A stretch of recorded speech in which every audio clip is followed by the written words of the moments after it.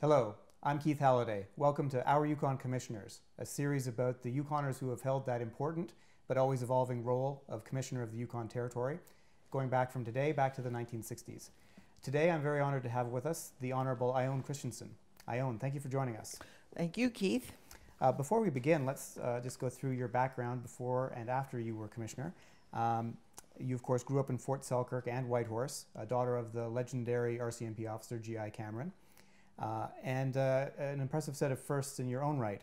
First woman to be named Justice of the Peace in the Yukon, first female judge of juvenile court, mayor of Whitehorse, Order of Canada, of course, the only father-daughter Order of Canada team in the country, which is quite special. You ran unsuccessfully for Yukon MP, losing by just a handful of votes in that very close election. And of course, you were senator from 1999 to 2006. Right. But today we're talking about your time as commissioner in 1979. So take us back in time for some of the younger viewers.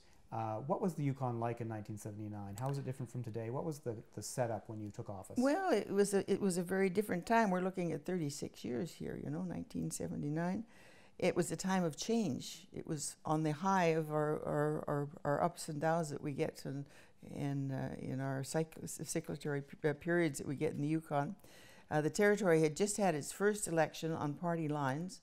The three parties had run candidates in all of the ridings, and the Conservatives were the successful ones in that particular election, with Chris Pearson, who was the leader of that. We had land claims were full swing at that time, and there was only two parties at the table then. There was just the First Nations and the federal government, and the territorial government was a part of that.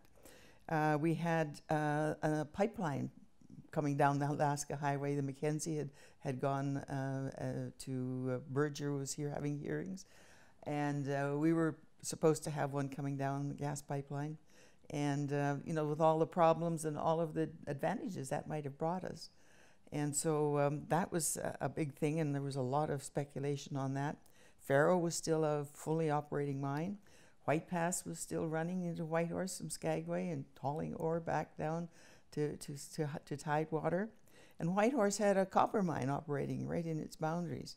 And it was, producing a lot of ore, and that was also going down to Tidewater on White Pass. And, we had a population in Whitehorse about 18,000 at that time. So things were really quite different. There's a lot of optimism, a lot of, go, let's get with it, which I think is much different than we have today. I see today the government more of desperation. Let's get something going. I mean, doesn't matter what the costs environmentally or anything else. Let's just get something going.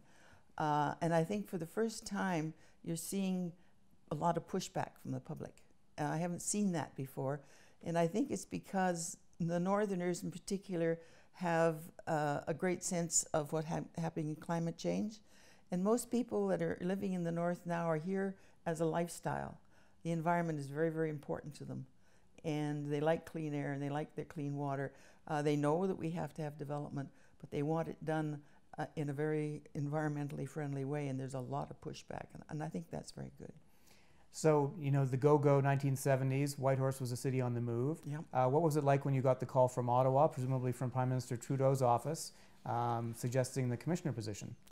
I said no, which was a smart thing to do at the time, and in retrospect, it's probably very smart. I didn't really want it. I was happy. I was mayor. I was enjoying it. That was my second term as mayor, and I was enjoying the job. And they said, well, give it some thought. And so I talked it over with Art, and he said, not many people get asked to be this. He said, why don't you give it a try? He said, if you don't like it, you can always quit. But he said, give it a try. So I phoned them back, and I said, well, okay, but I want to have a say in my terms of reference. And Frank Finkland was here working at the time. And so Frank worked with me on developing terms of reference. And the idea was to give more responsibility to the territorial elected people, the ministers and that, because this was a whole new ballgame. And more fiscal responsibility, although the federal government still had to keep that fiscal responsibility. Of course, the commissioner at that time was still the chief executive officer because of the Yukon Act. And I chaired the executive committee, which would be cabinet of today. And also we had a committee that I chaired of territorial and federal employees. It was every 4 months, or every quarter we sat. And it was, I think it was Commissioner Smith that established that, which was very, very good. It sort of got everybody on the same wavelength and, you know, sort of helped to reduce redundancy and overlap. And I think it's something that could be really very useful today with all 4 levels of government, the territorial, federal, municipal, and First Nations, quarterly, and everybody would, I think it would really be a big help. We do have persistent coordination problems these days. Yes, we do. You noticed that. So now it's interesting that you said you wanted to have some input on your terms of reference. Yes, I did. What sort of specific things did you want to have input on? Did you think it was important that be in your job description from the federal government at the time? Well, as I say, giving more power from the Commissioner's office to the elected people and the portfolios. Frank Finland went through all of the ordinances very, very carefully, of those ordinances which the territorial government would have absolute say on. But there was only 3 or 4, and it was justice and finance, and I can't remember, there was one other one, Public Service Commission. And we had to keep those as a result of the Yukon Act and the federal government's responsibilities. But all of the rest of them were able to turn over to the elected people as party in the different departments. And and so I was the Minister of Finance, I was the Minister of Public Service, and Doug Bell was Justice. So, because he was my deputy commissioner. And so those are the things that I was trying to get. And also I wanted to have the commissioner's position evolve to that of a lieutenant governor within the 5 years of my term. I mean, I was dreaming in Technicolor, but that was my goal, and get the Yukon Act changed to reflect that. Now, the coming of party politics to the Yukon must have been a big deal at the time. What was that first election like, and how did it change the way, you know, the politics was done in this city and in this territory? Oh, totally. Prior to having it on party lines, I mean, they were all individuals, and everybody sort of ran on their own little platform. I mean, there was no cohesiveness or anything, so that when they were eventually came into power, were elected, then they had to form a government, if you will, and somebody had to be chosen as leader, and then they had to pick the ministers for the different departments. And that was another thing in my terms of reference. The government leader had the absolute say of who he would have in his cabinet before the commissioner had to approve it. And when I had it, I just swore them in. That was all that was necessary. But they had to say who they were going to be. And what are your views on our system compared to, say, the so-called consensus system they have in Yellowknife? Well, I think Yellowknife, there's a lot of First Nations involved with the Yellowknife or the Northwest Territories, and I think that is their system of government, and it probably works still there to a certain extent, as long as they have a lot of members that are First Nation. But I think for the Yukon, Nunavut probably is the same situation, but with the Yukon, I mean, we have fallen into the parliamentary system of Canada, and it just, I don't think it would work here now. I know it wouldn't. Now, take us through the period that led up to your resignation as commissioner. We had the change of the government in Ottawa with Prime Minister Clark and the EP letter, and take us through that series of events and your thoughts as you lived through it. Well, it was January that I was appointed, and that was January the 22nd, actually. 1979. 1979, yeah. And it wasn't very long because we had an election almost within 4 months. And Joe Clark got in, and my minister was Jake Epp. And so I started asking for new terms of reference, because I had these terms of reference, and they quite obviously were not fitting in with the way things were going for the government. And of course, when Eric Nielsen was running in that election, he said, you know, the Yukon was going to become a province, but the Yukon people had to approve it. And the Prime Minister was also, in his campaign, had that as one of his promises as well. So that if we wanted provincial status, we could have it. I didn't think it was a good idea. I still don't think it's a good idea. You know, we have less than 30,000 at that time. We don't have many more than that now.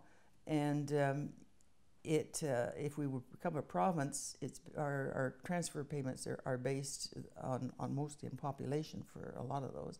And with 30,000 people, you know, we'd be getting the short end of the stick every time. But the argument was, no, Mr. Nielsen said, we will negotiate another transfer agreement for the Yukon, especially. Well, you don't, you know, you either are, you're not half, well, you don't, you either are a province or you're a territory. You can't sort of be both. You can't have the best of both worlds. And the provinces, I mean, if you're a province, they'd say, look, you know, if you can negotiate these new terms of reference, well, why can't we? You know, so it just in my opinion was not a good idea. We didn't have the tax base, and we didn't have the population. And so, you know, I think the Yukon was and still is far better off with the kinds of transfer agreements that we get now. And certainly with devolution and the changes that were made to the Yukon Act in 2002, you know, we have the best of both worlds. Our territorial government now has a great deal of autonomy, which it didn't have before. And, you know, over 75% of our budget comes from Ottawa. I mean, it can't get much better than that. And there's no territorial government can ever really take a lot of credit for all of the spending that they do, because they don't have to raise the taxes. And I think the only real major responsibility they have is to take that money and spend it well, so that it is in fact meeting the needs of Yukoners. And that's the thing that, and I've always said that, you know, it's cheaper to keep us up here than it is to keep an army up here. And for showing the flag, if you have people that live here and love it, you know, how much better than that can you get? Now, after you asked Minister Epp for updated terms of reference from the new Conservative government in Ottawa, what happened after that? Well, I started asking in June, and they kept saying, well, yeah, we'll get them, but we're sorting other things out now, but we'll get to them. And I kept asking, and things were sort of going from bad to worse. I had 3 people in my office. I'd had an executive assistant, and then I had an assistant from Ottawa, and I had a First Nations person who gave us advice on First Nation issues as well as the territorial government. And they were taken away from me. And we sort of got totally isolated. The government in Ottawa was dealing with the government leader here, so I sort of heard about things, you know, around about. And so it was really getting to a point where it was not very much fun, and it was getting very, very stressful. And I finally, you know, said, you know, I really need to get these terms of reference. So and it was in October the 9th, I finally got them. And the minister had phoned me the day before, and he'd sort of outlined a couple of things that were in it, and it sounded like, yeah, it was going to be okay. He said, I'm sending it up by courier for you, personal courier. And so they arrived, and I read them, and I was to be an agent of change. And most of my responsibilities were for land claims. And so what was happening, but no changes to the Yukon Act. So what was happening is that all of my authority was being taken away, but all my responsibilities legally under the Yukon Act were being left. So it was sort of an impossible situation. I felt was some conflicts of interest. And so I thought, well, maybe I'm misreading this. So I got a couple of people in whose opinions I valued, very analytical kinds of people. And they read it over, and they said, no, you're not misreading this. That's what it says, and that's what it is, and we agree with your assessment. So on October the 10th, and it was October the 10th, 79. It was my 46th birthday. I phoned the minister and I tendered my resignation, and he said, "I'm sorry you feel like that," and hung up. So I hung up too. And then I got a call from Kruger, who was the deputy minister, and he said, "You can't go." He said, "You just can't walk out." I said, "Oh, yes, I can. You've got Doug Bell here. He's the deputy commissioner. He can do all the things that I've been doing. He's got all the authority, and, I'm out of here." And I did. I went, and that was the end of it. But it was not a happy time. I had started it with all kinds of optimism because I knew Chris Pearson very well. I knew a lot of the other ones. And they all said, "Don't take it personally, Ione. This is just politics." Well, yeah, I was taking it personally because I wanted to work with them, and it wasn't to be. And that's life. And did they change those terms of reference for the next commissioner? I have no idea. I walked away from it. I was no longer interested. And then the election of 1980 came along. Yeah. And you were a candidate, so that must have been an exciting campaign. And of course, it was one of the closest elections ever in the Yukon. Yeah. How did the Yukon status play out in that electoral campaign? How do you mean? Well, the whole drive to provincehood or changes to the Yukon Act or the new role of the commissioner, was that a voting issue for Joe and Jane Yukoner? No, it wasn't. It was changed in my side, and on the other side, it was you don't want to elect a quitter, because I had quit the mayor's job and I had quit the commissioner's job. Unfortunately, Mr. Nielsen had offered to quit his MP job to become the leader of the territorial party just a year before, and I was able to bring that up, and that sort of killed that deal. But no, it was mine. On mine it was change, and it's just on issues in the Yukon and working towards getting the Yukon Act changed, a devolution type of agreement, and getting the land claims settled. Because until it was settled, there was really not a lot could happen. I mean, it affected everything. It affected education, it affected health, land transfers, mining. Everything was going to be affected by the settlement of that claims. And so we had to get that settled fast, not fast, but well, and then everything could move forward. And unfortunately, it seems to be, time has passed. There's been changes in leadership in both the First Nations and the territorial government. I think a lot has been forgotten about, the intents of all those claims when they were first negotiated, or final agreements. And the government doesn't seem to have any really will to do due diligence on the legal aspects of it. And it's too bad, because I had hoped, and when I was commissioner, the territorial government had asked me to lobby for them to have a seat at the table. And I thought it was a good idea, because if they were a signator to the land claims, then they couldn't later on say, "Oh, it's not ours. We didn't sign off on it. Take it to the federal government."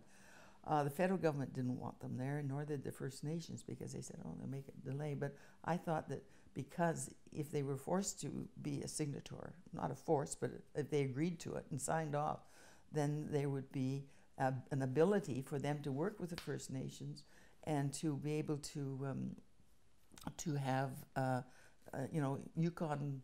Yukon solutions to Yukon problems without getting the feds involved.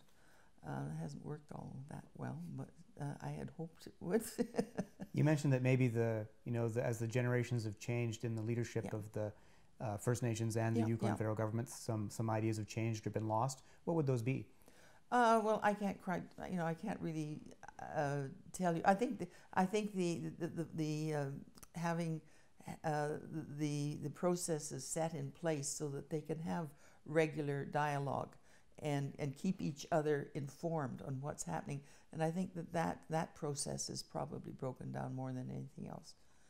And things do change over years. Little bits get forgotten, and if it's not being used on a regular basis, except only on when things really get hot, it does get forgotten on both sides. And I'm not blaming anybody here, but I don't think that the territorial government has been that forthcoming of really, you know, sort of going the extra mile on it. Now, fast forwarding 23 years from your time as commissioner, you were in the Senate as Yes. a senator for the Yukon when devolution came through in the Yes. new Yukon Act. Yeah, that was my proudest moment. What were your perspectives on that piece of legislation? Was wonderful. Yeah. I took it to the Senate. I was the lead on it in the Senate. The ministers will give it to a senator to take through, and take it through all of the first, second reading, and then the committee work, and witnesses and things and that. And when I took it through third reading and had it approved, it was but it took me 23 years to get that far. You know, 23 years before that, I thought I could get it through in 5 years. Yeah. Well, Ione, let's wrap up with one last question. Tell us about your blazer. I think the viewers, some of the viewers might be curious about it. This is a Yukon tartan.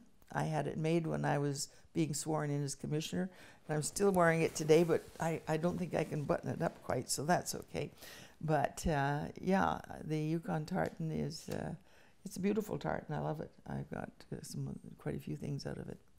But it's we should have more of it. I should have worn my tie. There we are. Ione, thank you very much for coming in today. It was a pleasure to have you. Thank you.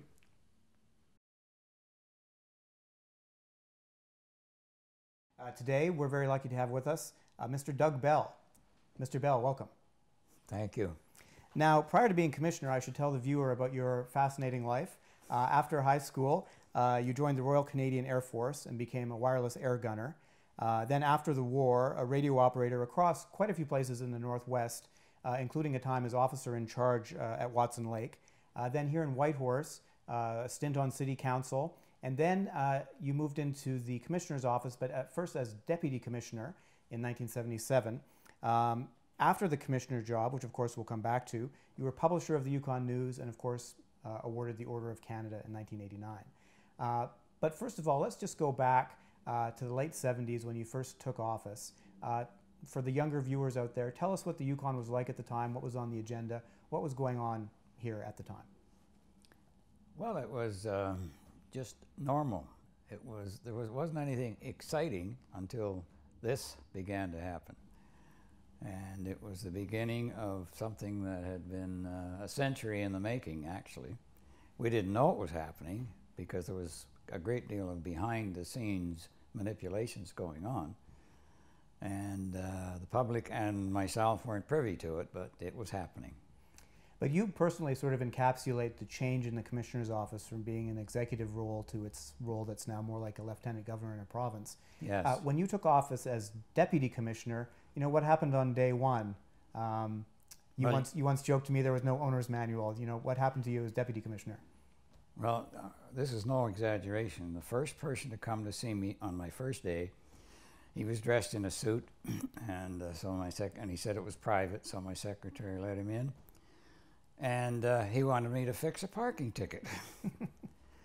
I had the wisdom to say, no, I'm not going to do any such thing, and send him to City Hall.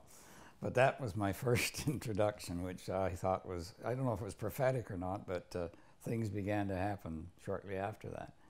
Matter of fact, the following day, that's when the Deputy Minister of Justice laid a charge against Alan Luke, and if I can swear on television, well, all heck broke loose, and we had something called the Stratton Inquiry, which took a lot of time and effort and wasted a lot of money as far as I'm concerned. Tell us about the Stratton Inquiry. What was it? How did it get started? It had something to do with Art Pearson, and I wasn't privy to all of it, but there was some well, let me go back to the results. The results were that there were some errors of judgment, but nothing else. That was the result of this inquiry, but it cost over $150,000. It would have bought somebody a house, and nothing came of it. But it was a hectic period, along with other things. No, absolutely. And given inflation, that was especially a lot of money back in those days when the Yukon government was a lot smaller than it is now. Yeah. But, you know, the Commissioner today doesn't deal in that kind of detail. how many departments were reporting to you as deputy commissioner, and what was your day-to-day job like? Well, I finally decided that I was not going to be up until 3 o'clock every morning reading the material from the departments that I'd been assigned, because I had been assigned 7 of the major departments in the government, and the other 7 were distributed between the Art Pearson and the elected members, which was, well, you can put them in if you like. And I began then lobbying, as politicians do, to say that, you know what, I've got too many departments. And as a matter of fact, I actually had control of the government. I had the Justice Department, I had the Finance Department, I had all the major departments, even the hiring and firing of staff. I mean, if I'd had any, in any other, well, South America, for example, you would have had charge of the whole government and probably would have ran with it. But I was trying to divest myself of all of those, which I did eventually. But the eagerness was not as eager as they had been on the platforms getting elected. You underlined the huge power that the commissioner had in the old days. Yeah. And,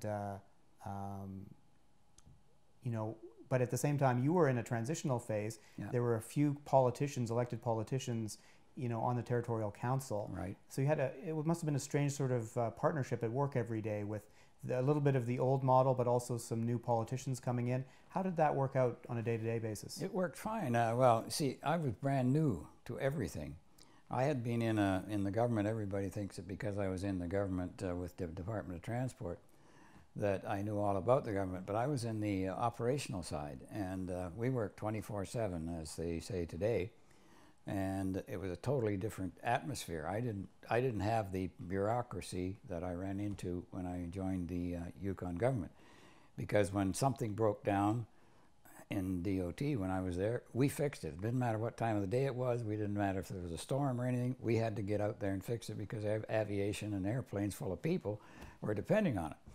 And that's the attitude that I took into that particular. So I was expected to be have unexpected events, but it didn't happen necessarily that way. I found that bureaucracy, as they call it, is different than the one in operational departments, so it's slower.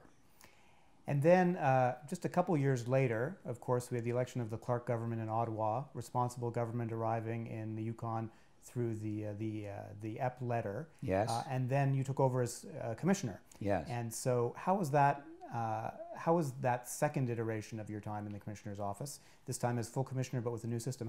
Tell us how that story went through. Well, I should have brought my letter, or well, they used to give a commissioner a letter of instruction. I got a what did they call it back then? It wasn't like a fax, or fax, yeah. Yeah. And it was about 3 lines. I could have read it to you. I never thought to bring it, but anyway, all it said was keep doing whatever you're doing, because nobody knew. We were cutting a new trail, and there was nobody anywhere that knew anything. Just as an example, and years later. I'll tell you that story later, but we began to join the lieutenant governors at lieutenant governors conferences, and I asked one of them asked me how I got to go on a speaking tour, and I said, well, somebody phoned me and said they would like me to do one across Canada, and I said yes. Well, he said, I have to get a permission from my premier or my government, don't you? And I said, I never asked. And I did several. And that was an example. We did not have any rules, and nobody knew exactly what we were supposed to do. So I made contact with the Governor General's office and so on.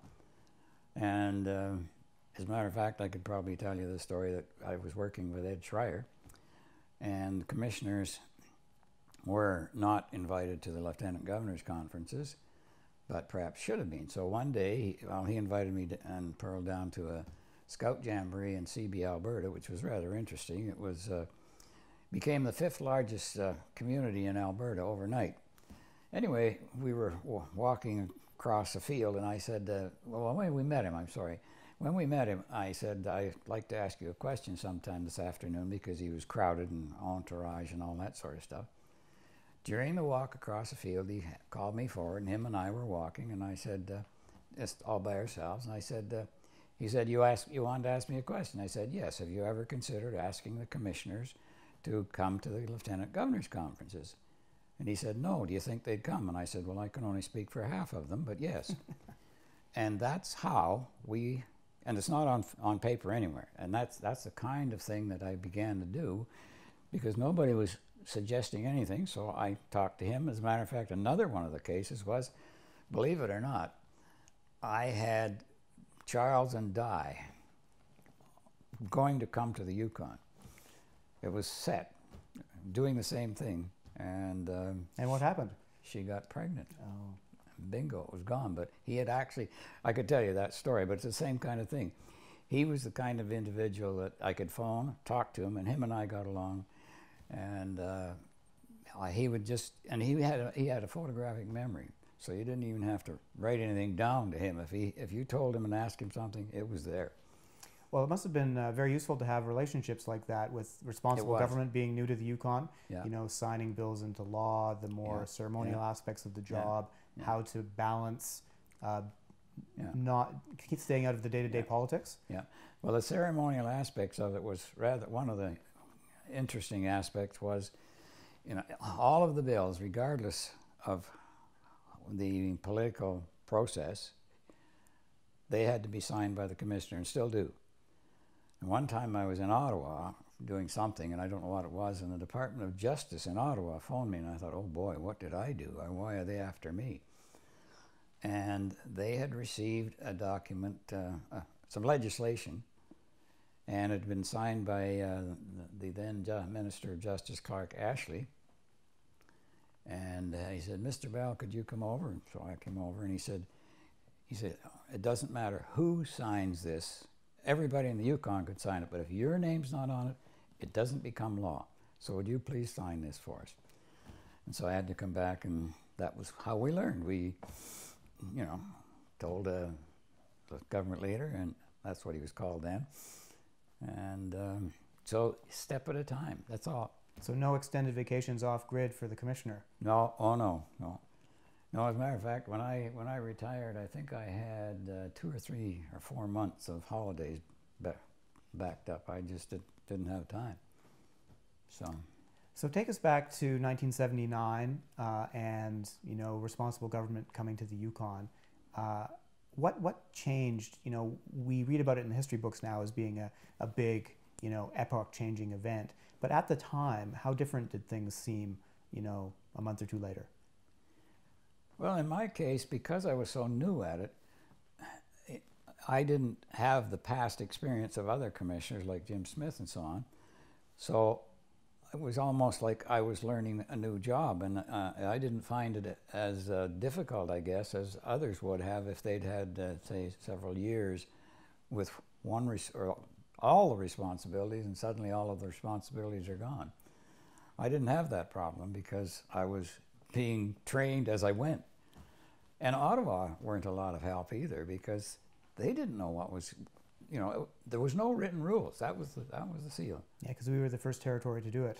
Yep, exactly. Yeah. So there were, and I don't know what would happen now. I bet you the same thing would happen, because I don't think, see, that's the other thing that I found fascinating is our form of government in Canada is the Declaration, what is it, the Westminster. Yeah. Yeah. Okay. Did you know that was all based on tradition and nothing else, and it's not written down anywhere? The government that we have in Ottawa is, and so we did exactly the same thing. We as we went, we followed the rules that they, or you know, the advice, but we set our own way of doing things, and it worked. And then, as the other territories came along afterwards, have you had conversations with the folks in Yellowknife or Iqaluit as they developed their governments along the same line as ours? Not with Iqaluit, because I was gone by then, but John Parker and I used to visit regularly. We used to go to Ottawa for different things. They'd call both of us, and our wives too sometimes.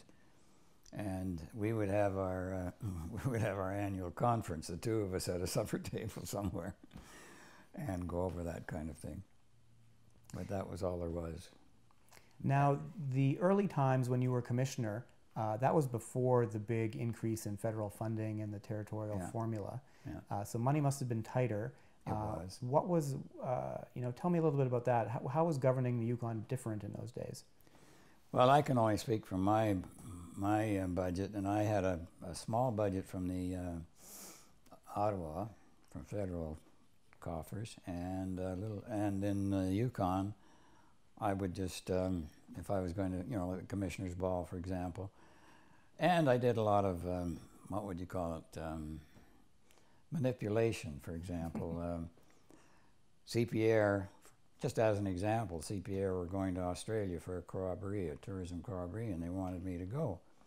And they said, we'll give you a ticket. That's the kind, I did a lot of that kind of stuff. Didn't cost any of the governments anything. And as a matter of fact, I was just telling your wife, I said, I'm not going to Australia without Pearl, so get me a ticket and I'll pay for it myself. And I got a ticket to Australia for $250, which I thought was pretty nice of Jim, the fellow that I knew in CPR. And that's the kind of thing that it wasn't just in the government, it was all over. People were very generous and helpful with myself and Pearl because I guess I don't know if they understood what was happening, and I don't think I did all the time either, but they were always helpful. Now, what about people in Ottawa or other departments or the BC or Alberta governments? What was their learning curve like with the new government here? Well, that one was quite interesting, and it surfaced in the giving assent to the bills. If the commissioner doesn't go in and give assent, even though it's simply, almost a given, those bills do not become law. So that's a pivotal point. Well, I found out that when all the political process was over and they had finished their session and they wanted me to assent to the bills, I would get calls from Ottawa saying you should maybe question this particular act and this particular paragraph and so on. And so that put me in the middle. I had Ottawa on one side and the local politicians on the other, and I was going to be the meat and the sandwich. And well, it dawned on me, so I started reading, and I've read the Yukon Act, and in the Yukon Act it says that the federal government has 1 year after the law has been passed by the Yukon government to disallow it. So I picked up the phone and I said to Ottawa, guess what, guys? I am no longer the meat and the sandwich. I'm going to assent to every bill that these guys pass. You have a year to do something about it. Help yourself. They were not pleased, but what could they do?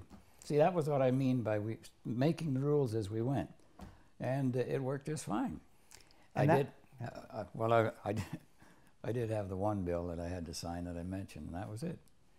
Well, and that is actually a huge decision. It goes right to the heart of our system. Yep. The Queen in England doesn't get to pick and choose which bills from the British Parliament that she signs. Right. And in your case, you really made responsible government real here by taking the advice from the elected members. Yep. And the disallowance, we'll have to see if the federal government, I don't think they ever tried that. No, they never did. I mean, it was just simply, I don't know what it was, whether I think maybe in Ottawa they had been so used to having control of some kind. I don't know how to describe it, because I was never at that end of it. But I think they were trying to say, well, maybe we shouldn't let all these reins go. You remember what Cameron, Bob Cameron's father. He was the commissioner who said something about running the Yukon is like having reins from Ottawa, 3,000 miles long. Did you remember that quote? Yeah. Yeah. Well, that was precisely what was happening. One of the things you did was revitalize the Commissioners' Awards for bravery and public service. Yeah. And I heard you had a bit of difficulty with one of the recipients in Dawson City one time.